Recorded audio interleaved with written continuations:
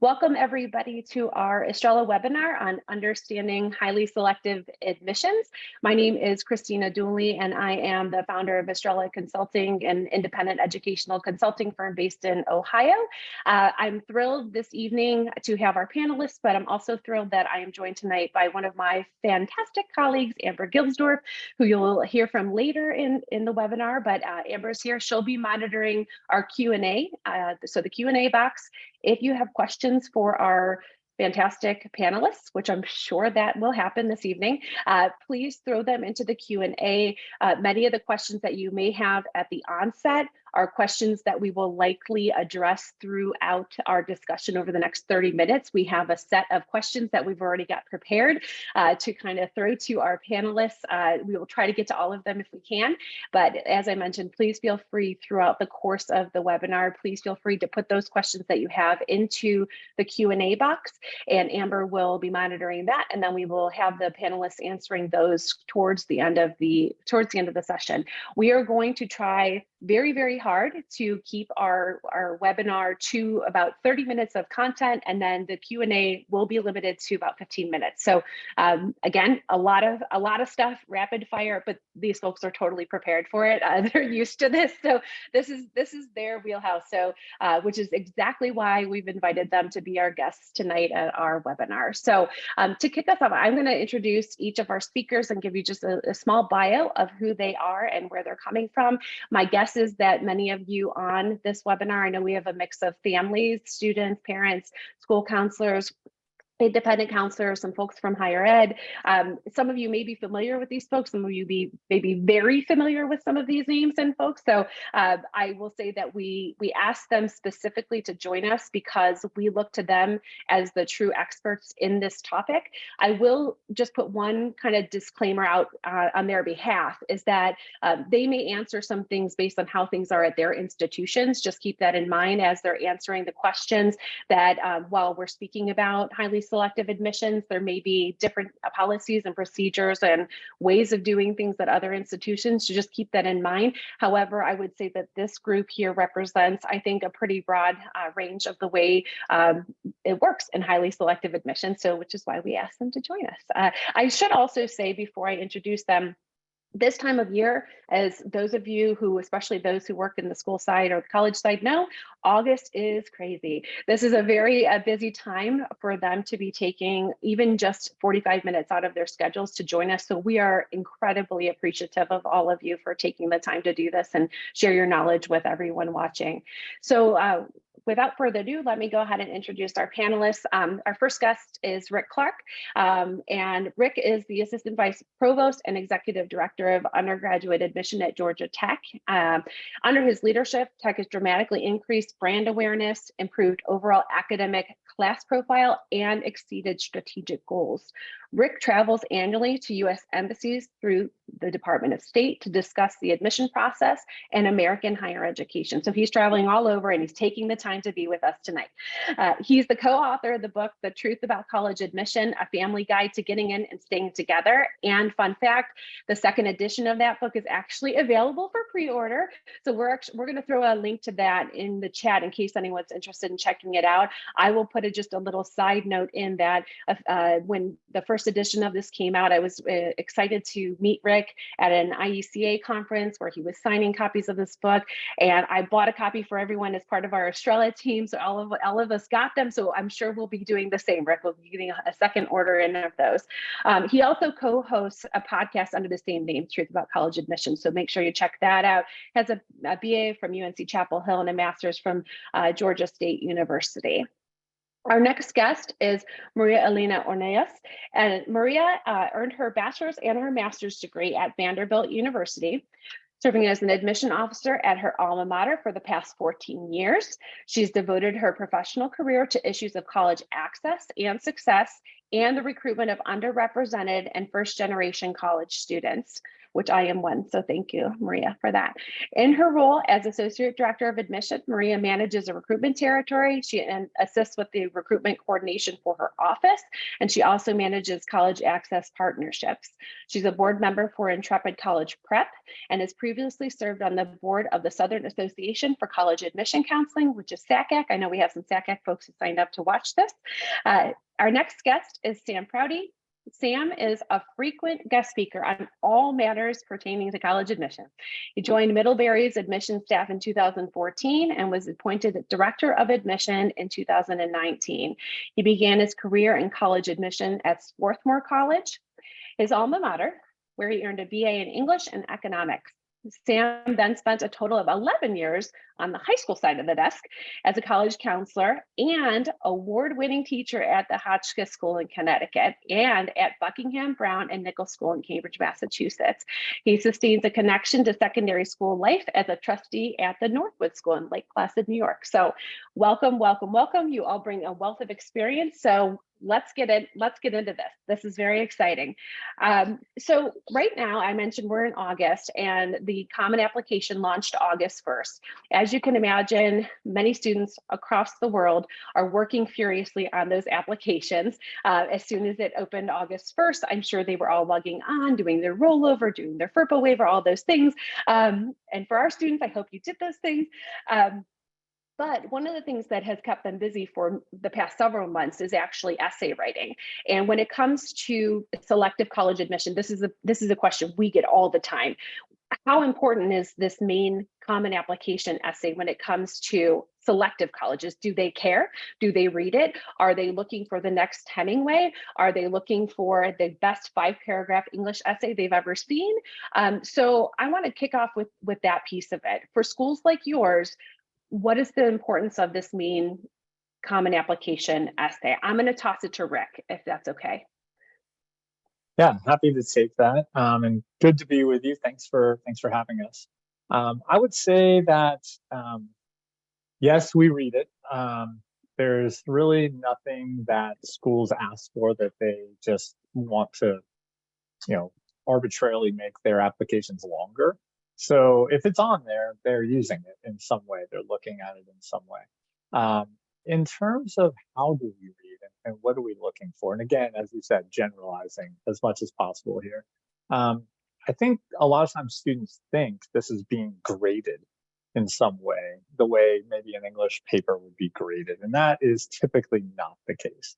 I would say the majority of schools are not looking to grade these essays.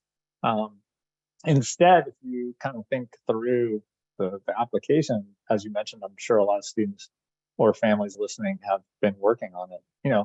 A lot of the information on there can look very similar between students, whether that be transcripts and grades and test scores and, even the things they've been involved with, or about the same amount of things they've been involved with, even if it's different things.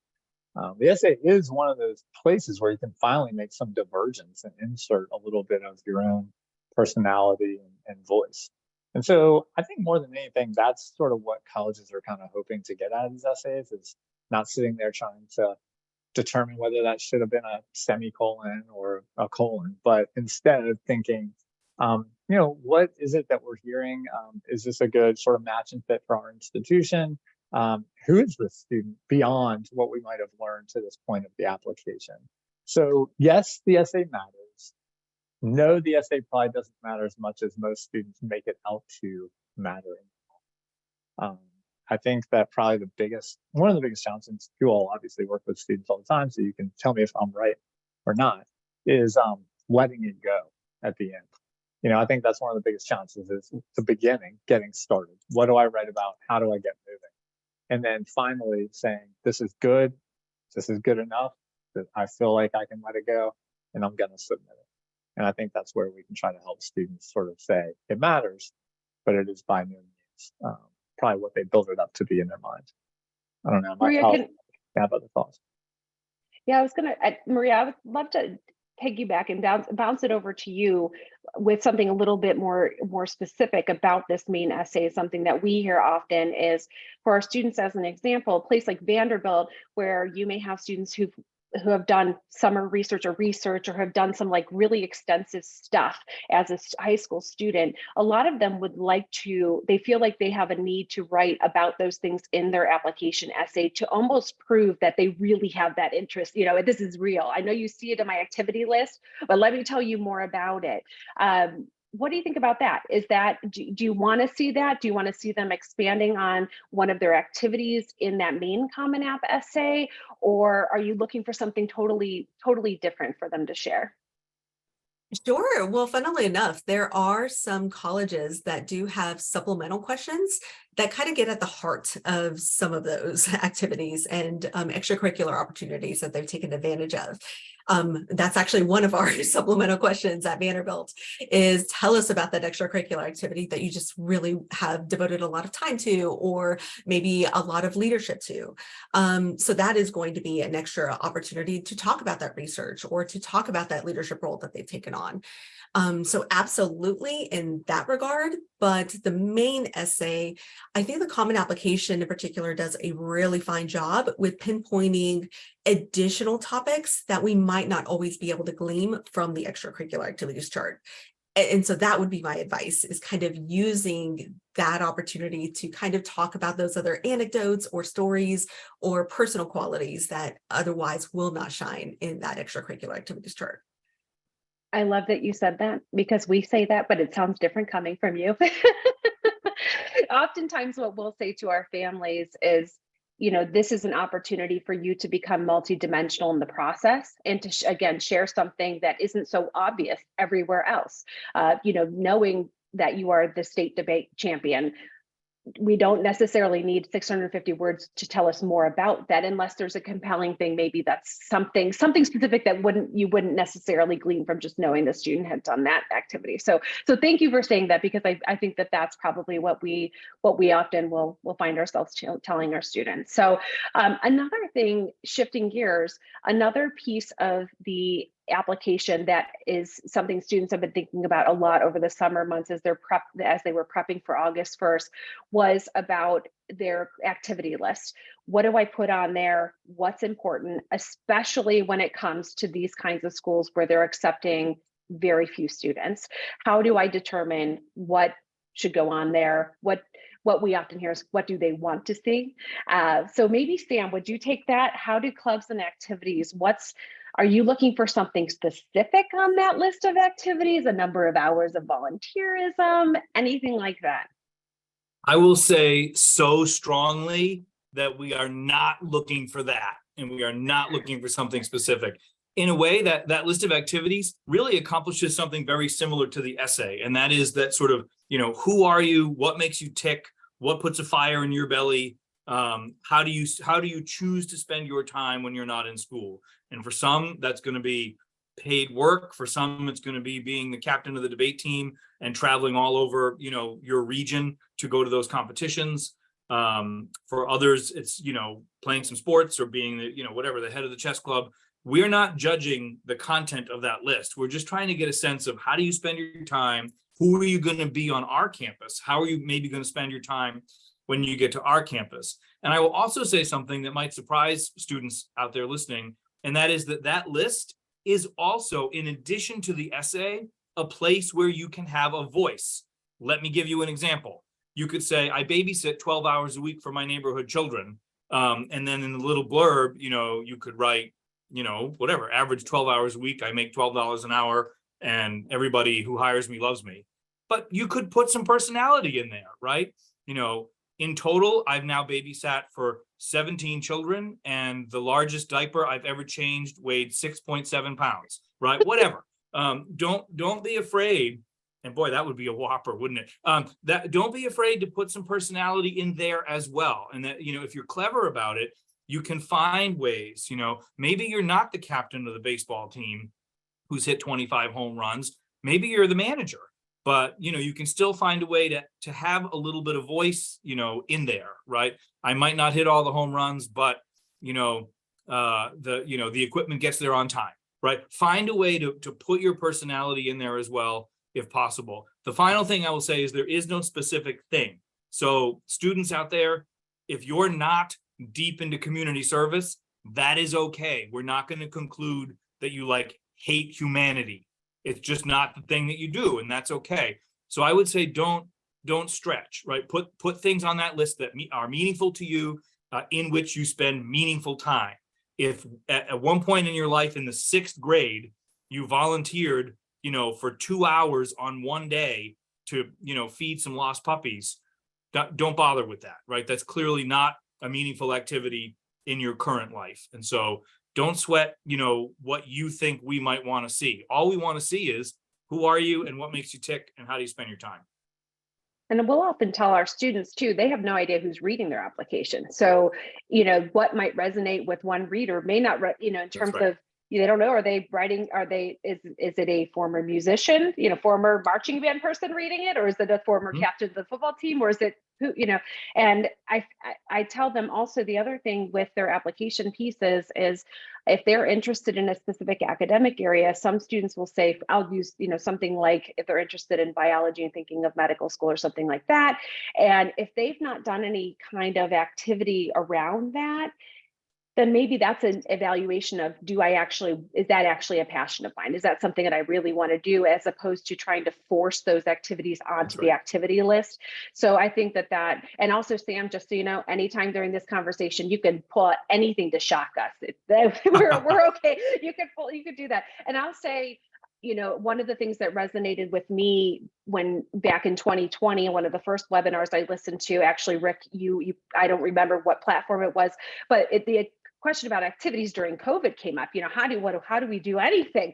And I remember, this is such a silly analogy or a silly kind of example, but it worked. Was I don't care what they're spending their time doing, if it's something that's bringing them joy, passion, learning, etc. And I used the example of like rebuilding a lawnmower or something, like teaching yourself how to build a lawnmower. And I was like, oh, that's interesting. And if a student actually really likes that, and I feel like during the pandemic, we did have some kids who were able to explore things that they otherwise would have felt like, this isn't enough. Like it isn't impressive enough. But when those are your only options, that's what you get, right?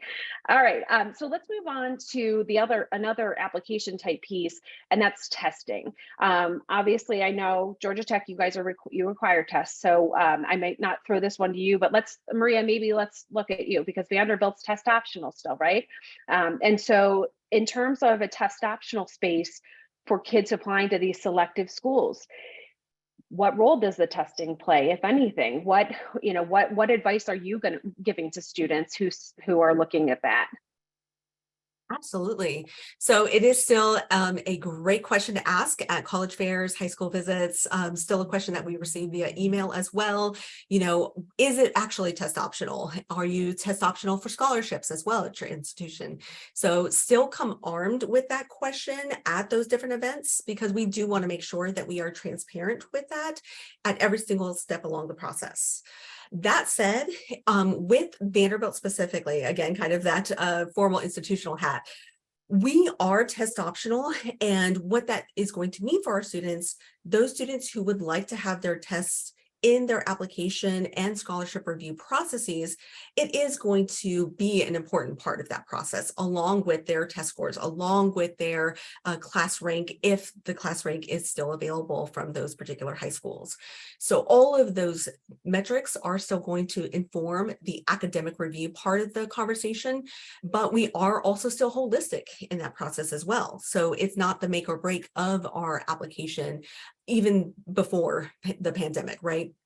We are still making sure that a test score is going to inform that conversation, but it's never going to be just the reason why we decide to admit or even provide a scholarship to a particular student.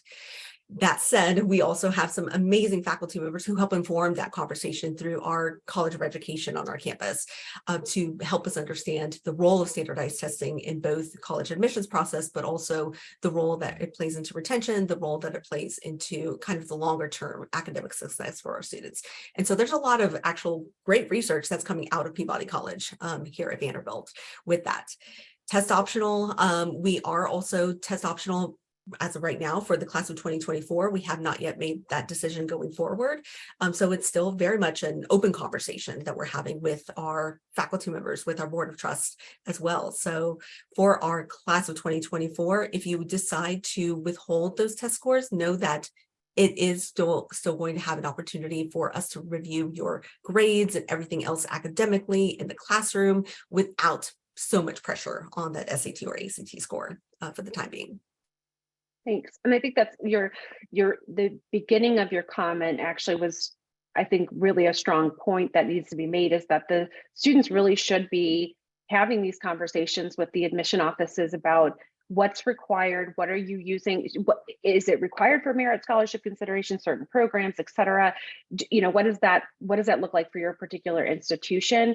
And I you know, what I find myself telling my students is that a test score can be a positive data point, you know, for a review. If an application is coming in and the reader is looking at it and they have a score, that's great.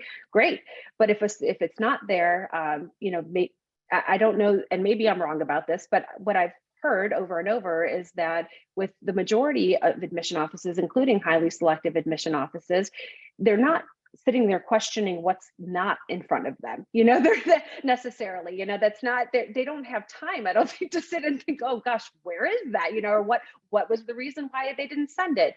They want to evaluate all the things that help them to admit, you know, and you guys always hear that, you know, that there are offices of admission, you know, and that they're trying to find reasons why that student would be a good fit for the school. So I think that that's a really important point. So the best thing I think is just for students to ask, you know, and have those conversations with the individual schools about what's required. And there are schools that are requiring test scores again, so making sure they understand that as well, which schools require scores. Could I add one quick thing there? Yes, Dan, yeah, of course. That hopefully is helpful without getting too in the weeds. So a couple of questions that you folks might want to ask is what percentage of your applicants applied with and without testing? At Middlebury, for example, it's half and half either way. A follow-up question is, and what percentage of your admitted class either had or did not have testing? At Middlebury, it is also roughly half and half.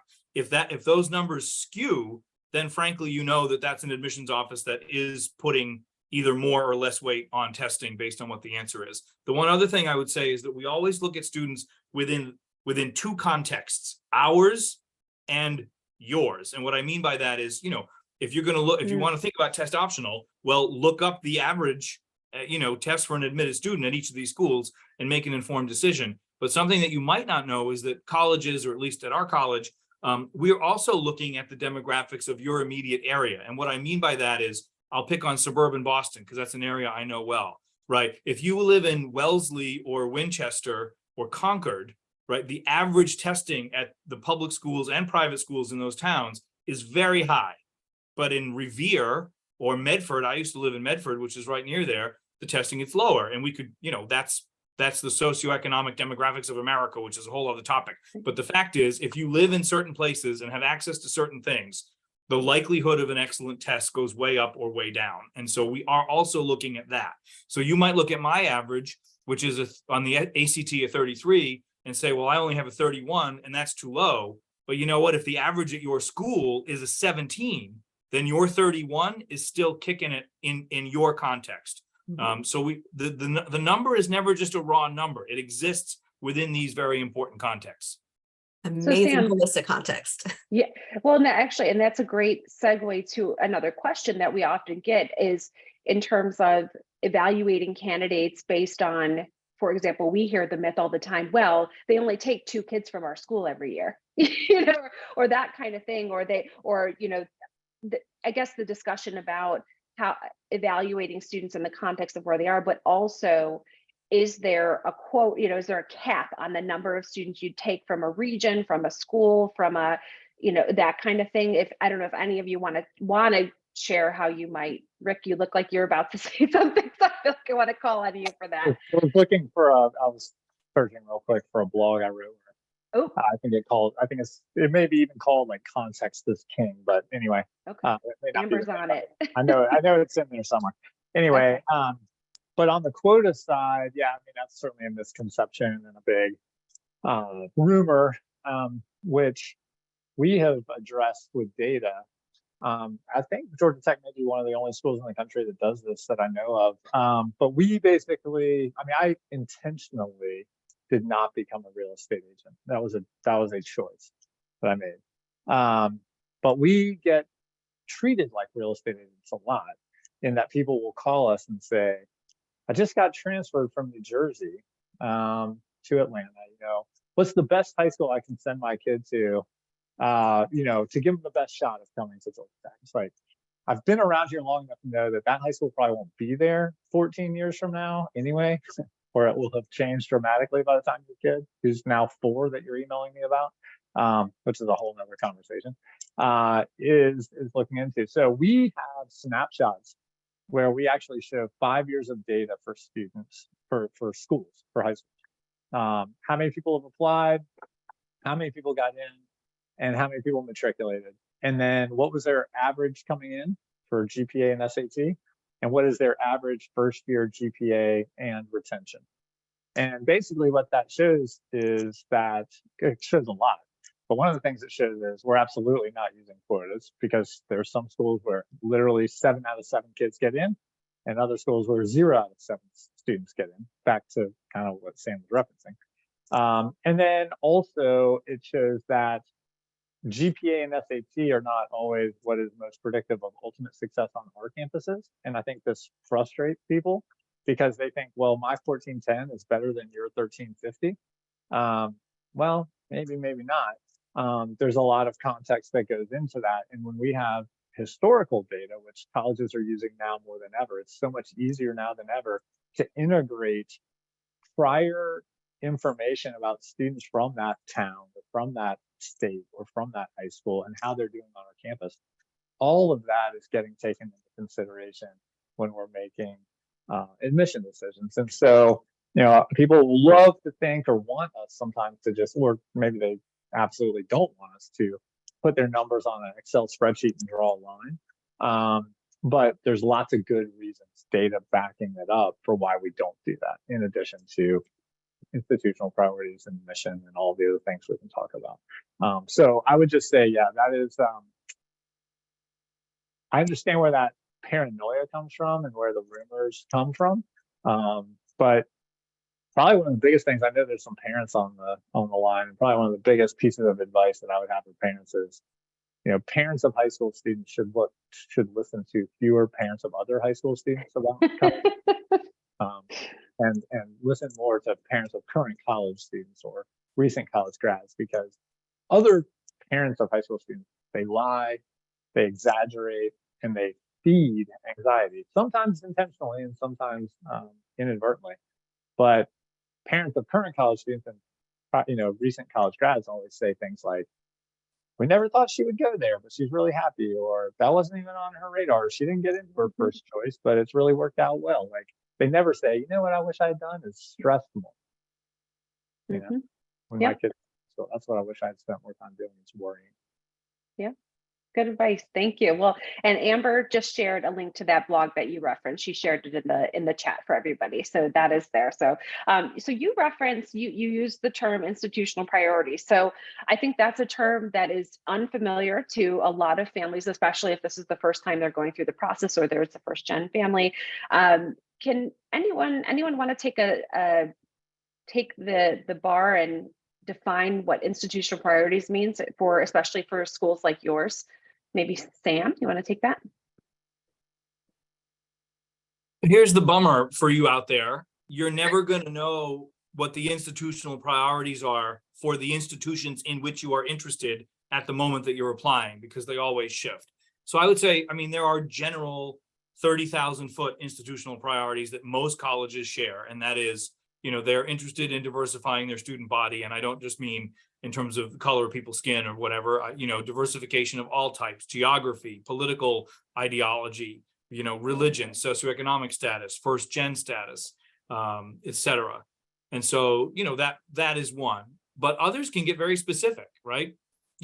If you're applying to me and one of my immediate competitors, whatever, Bowdoin, Williams, whatever, Bowdoin might have an orchestra that's got nothing but clarinetists in a given year. So if you happen to be the best clarinetist in your district, that might not help you at that particular college, but in that very same year, my orchestra director might be calling me every other day to say, you have got to find me some clarinetists or we're going to really have strange sounding music around here, right? And so those priorities can shift based on just the natural ebb and flow of a population, at a particular college. I used to work at Swarthmore College, which is one of the very few small liberal arts colleges that offers its own self-contained 4-year engineering program. That is probably, engineers are an institutional priority at Swarthmore in a way that they are probably not at a lot of other small liberal arts colleges. And so on some level, you're not always going to know exactly what a particular school needs at a particular moment. And so not to try to skirt your question, but I almost think if you're out there in the audience, don't worry about this too much. Put your best foot forward, be your best, most interesting self, and the chips are going to fall where they're going to fall, right? If you're a hockey goalie in the year that somebody needs a hockey goalie, okay, that might help you. And if not, there's not a darn thing you can do about that, right? And so again, not to sound trite, but I think, applicants shouldn't really sweat this. They should just basically focus on who am I in the process of becoming, how can I put my best foot forward based on who I am? And, the colleges will make their decisions based in part on some of their priorities and in needs in a given year. And, that's not necessarily something you're going to get to know. And we have a lot of students, and I think a lot of the school counselors that are listening and independent counselors that are listening or watching this would probably agree that once decisions come that sometimes might be very surprising for students, sometimes we will use the phrase, institutional priority and say, this is an area you don't know. Like this is not a, this decision isn't a definition of who you are. You have no idea what did they need the we always, my favorite phrase I use is you're not a left-handed pitcher from Delaware. Like that might be what they're looking for, so if it's that and you're not it, you would never know that when you get maybe a not so favorable decision from them. It doesn't mean that you are any less than you were when you hit submit on that application. That's not an easy pill for them to swallow, but I think it's something that they should hear. I know Rick shared in the chat a link to a blog post he did on institutional priorities, and Amber, she shared in the chat a link to and some information on the common data set and how do you find what schools are looking for in terms of the application process and what matters. And this is actually a really great segue to one of our last few questions is legacy in admission, especially when it comes to selective colleges like your schools that are accepting less than 20% of students. How much does this play? I know this is a moving target. I know this is something that's changing right now. Rick, do you want to take this, right? That question, what does legacy play in these selective schools? A lot of people say, my dad went to school there, my grandpa, I'm in. What do you think? Well, I mean, and this goes back to institutional priorities. Really almost goes to anything. Like, it is okay to ask these questions. I do think that sometimes students and families feel like they can't, or somebody's going to sit there with some red pen and go find their, file and mark them down for asking, what are you looking for this year? I mean, what are you putting your emphasis on? Like, you don't have to use the word institutional priorities necessarily, but like, is there a new program? What are you trying to, grow? I mean, really, one thing about institutional priorities, real quick, is if you read alumni magazines and student newspapers, like those are great ways to get a sense of what is the school proud about and what are they focusing on. It's helpful to get a sense of who they want to be perceived to be and what it is that they're putting money into, resources into, and putting out there for the public to consume. But on legacy, as you know, it's very much in the news right now, and this has historically been the case in California and Texas and Michigan, places that have previously made statewide rulings on race-conscious admission. Legacy typically follows. So we expected this, and this is not a surprise to anybody. This is the classic admission answer, which is it depends. Right now, it really depends. And you are seeing some schools that are saying they are moving away from using a legacy. But I think what people don't realize or don't think in their math there is, or would ever know, a sizable percentage of those students were getting in where that wasn't even part of the conversation. So, I mean, I think that's part of it, right? It's not like Vanderbilt or Georgia Tech or Middlebury, right? If we say we don't use legacy, that doesn't mean we're admitting no legacy. Like, plenty of these students are getting in because of our holistic process, independent of whether or not we knew or put any priority on it. I do think that it's a good question and a fair question for students to ask.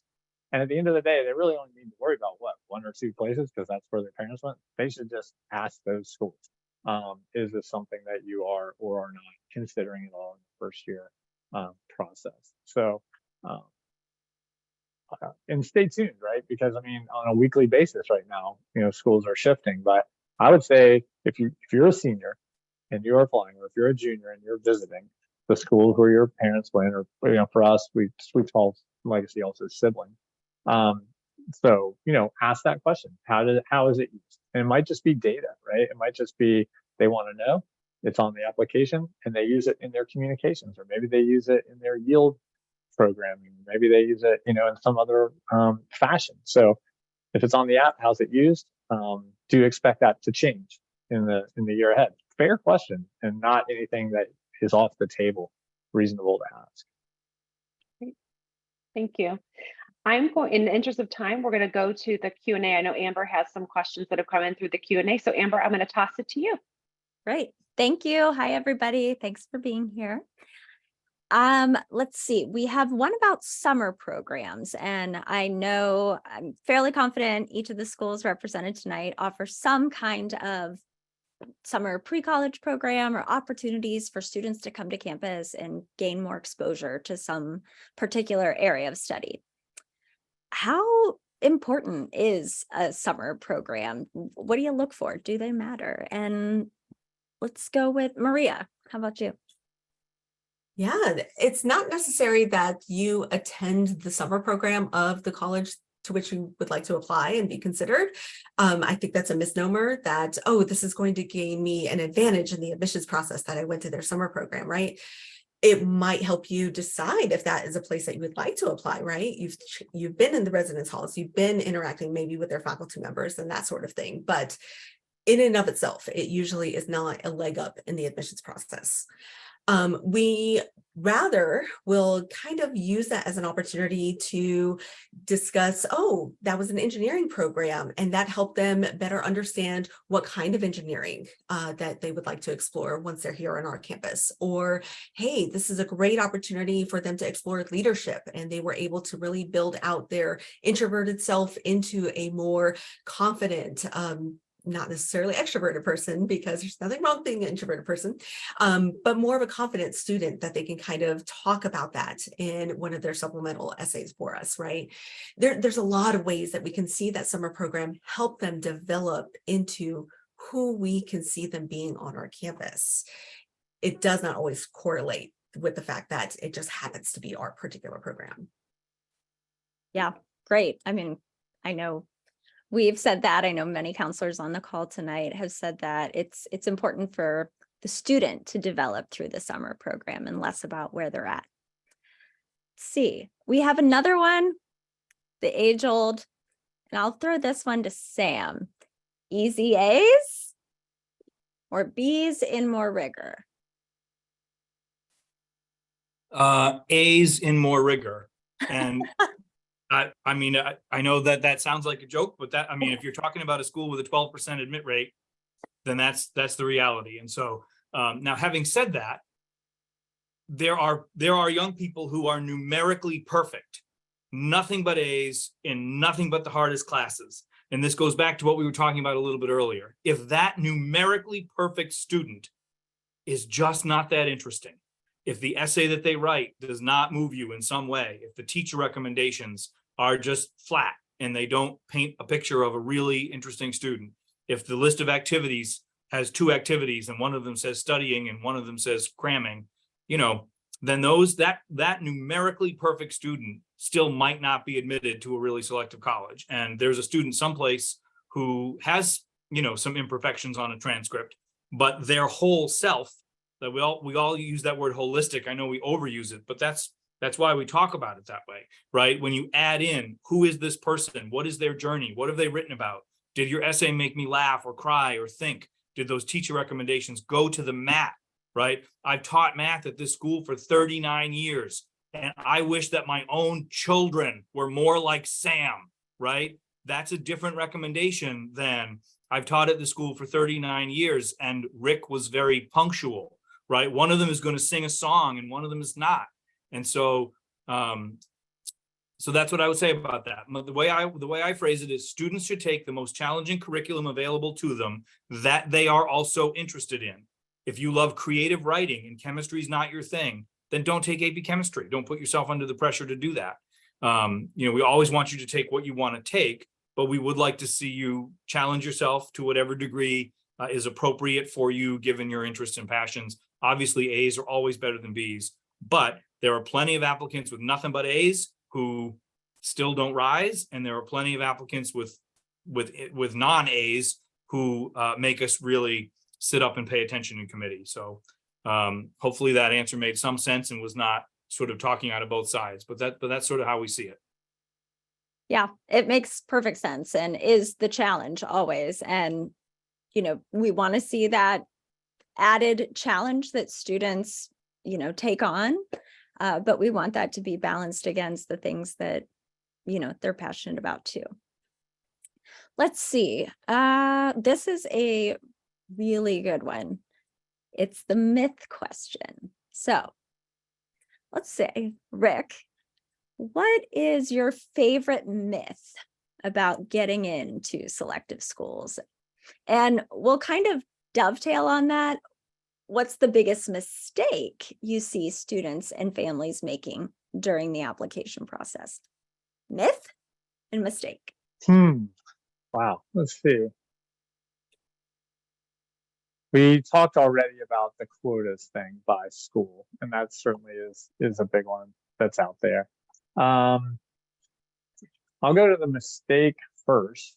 And maybe these two things are correlated, but somehow very smart students, the ones that Sam just described, believe statistically that their odds of admission go up the more highly selective schools they apply to. That's just not how it works. That's also not how math works, which you would think they would know because they're taking math that I can barely spell. But I think that that is a mistake that students make, is not having a balanced list. And I'm going to let my colleagues pick up a myth because I'm just going to go with a second mistake. My staff knows I like to do this. I don't really answer the question all the time. I think that what boggles my mind, and I just do not understand this, the longer I do it, the less I understand it too, is why you would ever apply to a school you wouldn't actually go to. It makes no sense, but students do it, and smart students do it every year. Like, they just add another school because they think that they want an even number or a prime number. I'm not sure what they're doing, but I mean, my neighbor did this last year, and I won't name the school, but it was the University of something. And when she got in, she was like, yeah, but it's just the University of something. Like, what are you talking about? Like, you applied to it. You took the effort and the time and paid the money. She had no intention of ever going. That is just stupid. Like, that is absolutely illogical. And this is a very smart girl. Well, and in a time poverty, which we know all high school seniors have, it's not an effective use of time. And poor darling parents, not an effective use of your application fees. No. So if your student is echoing anything that Rick just said, please intervene on behalf of your bank account and your student's sanity. Any other myths? Thank you, Rick. Any other myths from Maria or Sam, or even mistakes that you want to weigh in on? And then we'll probably wrap it up for tonight in the interest of time for our wonderful panelists. Just a very quick, I don't know if it's either myth or mistake, but depending on how you approach it, but thinking that you have all the time in the world to put together a beautiful essay. And really, when we get the essay on the opposite end, it really looks rushed. We can tell that you did this the night before it was due to us, whether it's a scholarship essay or the application essay. And we really have to question kind of the time and effort that was put into the application itself. This is coming from a 17-year-old parent, right? And trying to encourage them, nope. Take all the time you need to put together an essay that is going to really help your application readers on the back end of things. That is something that I'm trying to impress upon every teenager I come into contact with. Yeah, that's great.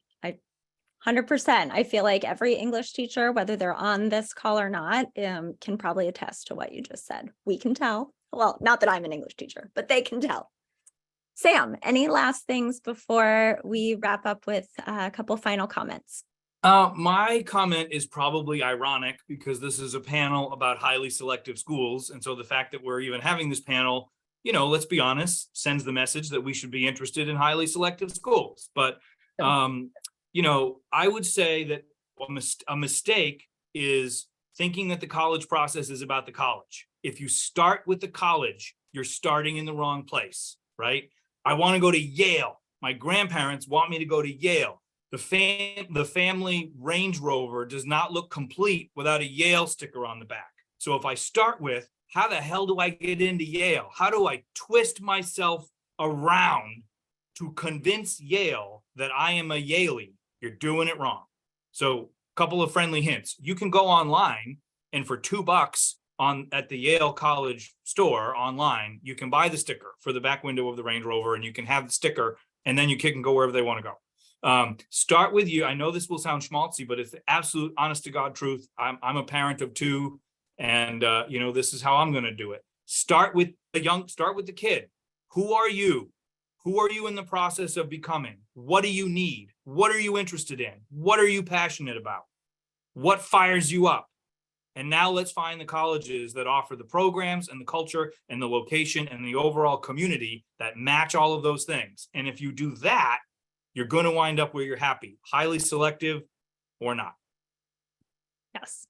I almost blurted out when you said the fact that we're having this webinar, I almost said touche. So I'll just say it now. Very, very good point.